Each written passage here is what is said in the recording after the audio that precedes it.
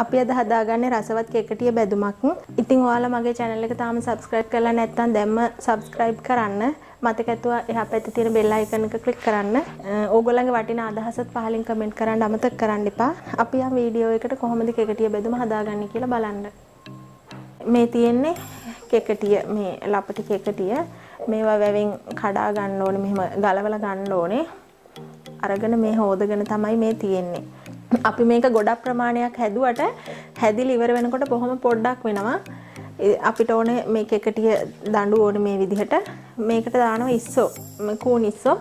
ඔයාලා කැමති නම් මේකට කරවල දාන්න පුළුවන්, හාල්මැස්සු දාන්න පුළුවන්, උම්බලකඩ ඔයාලා කැමති එකක්. එහෙම නැත්තුව කන කෙනෙක් නම් මුකුත් නොදා වුණත් ගැටලුවක් නැහැ. මම අද කූන් ඉස්සෝ තමයි දාන්නේ. ලුණු රස අණු ඕනේ, කහත් ඕනේ, මේ කෑලි මිරිස් හැන්දක් ඕනේ, ඇඹුල් වලට මේ තක්කාලි, මේ ලොකු ලුණු කෑල්ලක් තියෙනවා, නයි කොච්චි කරල් දෙකක් තියෙනවා, කරපිංච තියෙනවා. බෙද ගන්න අපිට තෙල් පොඩ්ඩක් ඕන වෙනවා. එච්චර තමයි මේකට ඕන කරන දේවල්. අපි දැන් මේක කෙකටිය ටික කපා ගමු.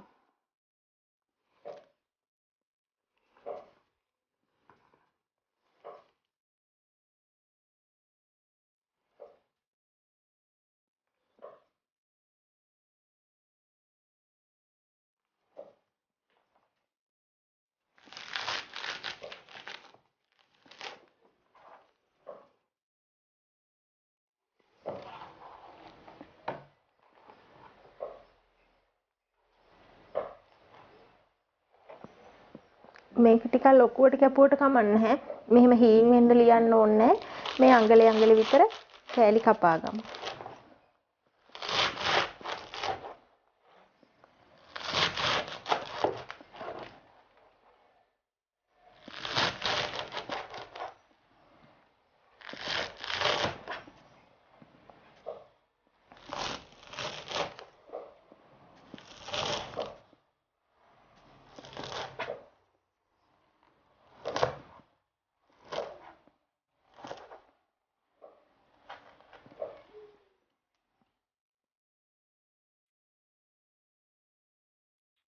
මේ තියෙන්නේ අපි කපාගත්ත කෙකටිය ටික.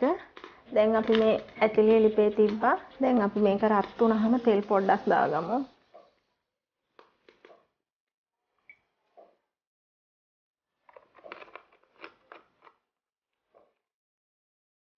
අපි දැන් ගින්දර අඩු කරලා අපි මේ ඉස්සු ටික, කූන් ඉස්සු ටික දාගමු බෙදෙන්න.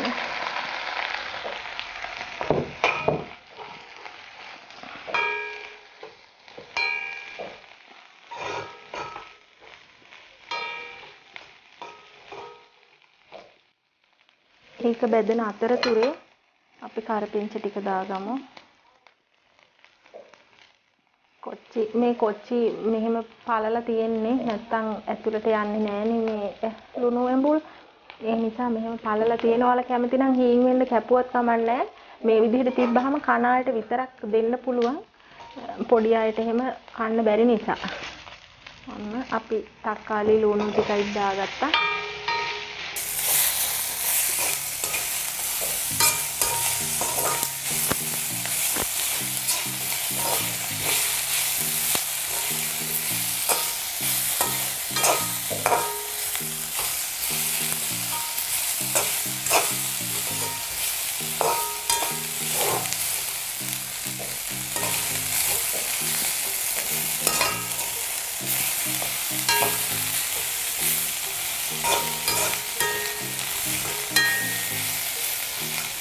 කූනිස්ස ටික දැන් මේ බැදිලා රන්නන් පාට වෙලා තියෙන්නේ.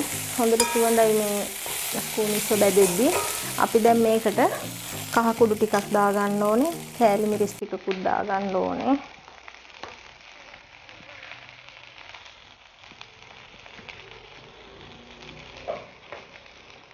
ලුණු කුඩු දාන්න ඕනේ. ලුණු කුඩු දාද්දි පරිස්සමට දැන් මෙතන මේ කෙකටිය ගොඩක් තිබුණා කියලා මේක ගොඩක්ම පොඩ්ඩක් වෙනවා මේ තියෙන ඔක්කොම ටික. ඒ නිසා ලුණු දාන්න ඕනේ පොඩ්ඩක්. මදි වුණොත් පස්සේ කලවම් කරගන්න බලාගෙන ලුණු ඉස්සෙල්ලා පොඩ්ඩක් දාන්න. මේ ටිකත් කොහොම කලවම් කරගෙන අපි දාගමු මේ ටික. දැන් ලිප අඩු කරලාමයි තියෙන්නේ.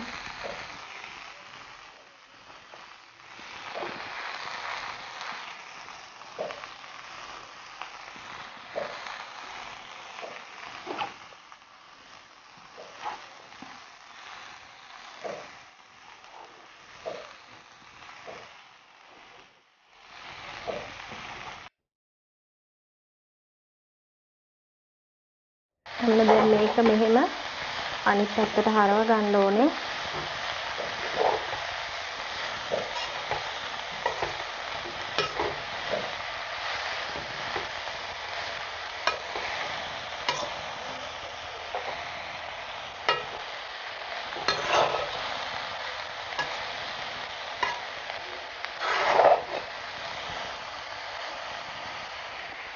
කොහොම අඩු ගින්දරේ අපි විනාඩියක් විතර තියාගමු.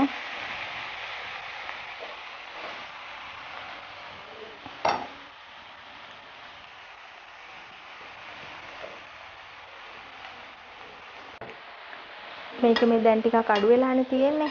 විනාඩි 2-3 මේ විදිහට කලවම් කරගන්න. උඩයට මාරු කරගන්න. මේක ඉදිලි ඉවර වෙනකොට කොහොමත් ගොඩක්ම අඩු වෙනවා.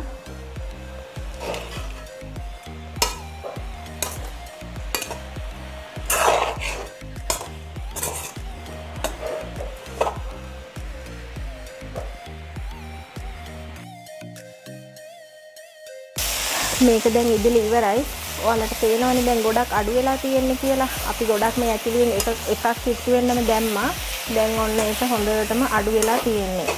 වතුර ගතිය මොකුත් නැහැ නේ. වතුර නැහැනේ. දැන් අපිට මේක ලුණු බලලා බා ගන්න පුළුවන්. අපි ලුණු ගොඩක් අර වෙලාවේ දැම්මා නම් අපිට දැන් කන්න බැරි වෙනවා. ඒ නිසා ලුණු දාද්දි පරිස්සම් වෙන්න ඕනේ. උයද්දින් පොඩ්ඩක් වෙන ಜಾති උයද්දි. හරි දැන් අපි ලිප ඕෆ් කරලා මේක බාගමු.